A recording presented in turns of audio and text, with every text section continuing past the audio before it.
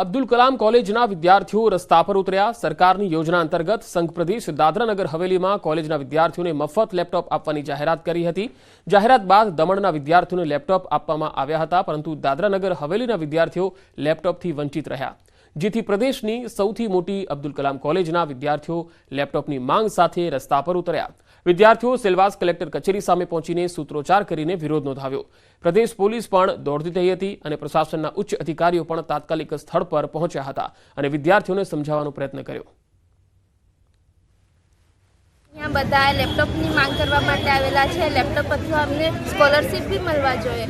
જ્યારે અહીંયા શિક્ષા મંત્રી આવેલા ત્યારે બધાને સાયકલનું વિતરણ કરેલું, પર અમને આજુ તક ની લેપટોપ મળ્યું ની સ્કોલરશિપ મળ્યું। સ્કોલરશિપ અથવા લેપટોપ તો મળવા જ જોઈએ। અમને લેપટોપ નથી આપતા તો તમે અમારી સ્કોલરશિપ જે છે તમે અમારી બંધ કરેલી છે તે ચાલુ કરો, અથવા અમને લેપટોપ જોઈએ અથવા તમે અમારી સ્કોલરશિપ ચાલુ કરો। કોંગ્રેસ એમએલએ ગેનીબેન ઠાકોરે મોટું નિવેદન આપ્યું। ગુજરાતમાં રાહુલ ગાંધીની યાત્રા પહેલા દિગ્ગજ નેતાઓના રાજીનામા મામલે તેમણે નિવેદન આપ્યું છે। અર્જુનભાઈ અને અમરીશભાઈને કોંગ્રેસ પાર્ટીએ ઘણું બધું આપ્યું। સત્તા પક્ષમાં જોડાશે તો એમનું કંઈ કામ થાય એવું બને તે હેતુથી રાજીનામું આપ્યું હશે। બનાસકાંઠા જિલ્લાના એક પણ ધારાસભ્યને ખરીદવાની ભાજપની તાકાત નથી।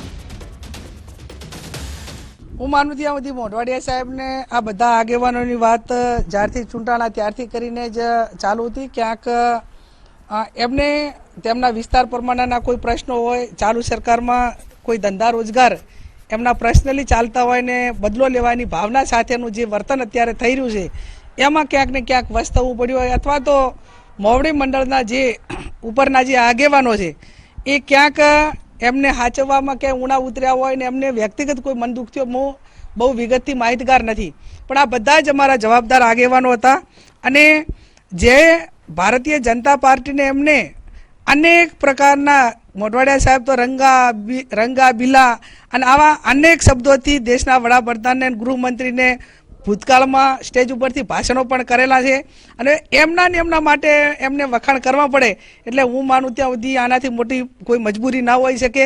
હવે જે એમની મજબૂરીઓ હોય એમને મુબારક, ભગવાનને પ્રાર્થના કરીએ કે એ જ્યાં જાય ત્યાં જેટલું કોંગ્રેસે આપ્યું એટલું તો અહીંયા એમને આપવાની કે ઓલી નથી, પણ કમસે કમ જે કોંગ્રેસમાં આઝાદ રહીને લોકોના પ્રશ્નો ઉઠાવતા હતા એવા ને એવા સત્તા પક્ષમાં રહી અને લોકો માટે કંઈક અવાજ ઉઠાવશે એવી હું એમની પાસે અપેક્ષા રાખું।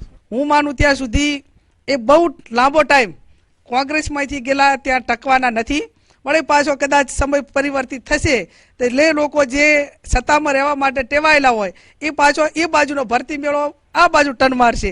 એટલે જેના માટે સત્તા, સ્વાર્થ અને વ્યક્તિ મહત્વાકાંક્ષાઓ છે એના માટે પક્ષના ઉપર રહીને એમની મેં કીધી પૈકીની વાતો જે હોય છે કે જે વર્તમાન સરકાર ન હોવાથી નથી કરી શકતી અને અહીંયા ત્યાં આંબાને આંબલીને બધા વાયદા છે, પણ એ વાયદા માલું કાંઈ નથી। અહીંયા જાય ત્યારે ચોરની માં કોઠીમાં મોઢું હંતાડીને રડે એવી વાત છે। અનેક લોકો અમને મળે છે અને જૂના ગયેલા ઘણા તો અમને એવું કહે છે કે આણકા ઓછીકું પણ ના કરતા, એટલે એ લોકો પણ પીડિત છે, પણ હવે જાય તો ક્યાં જાય।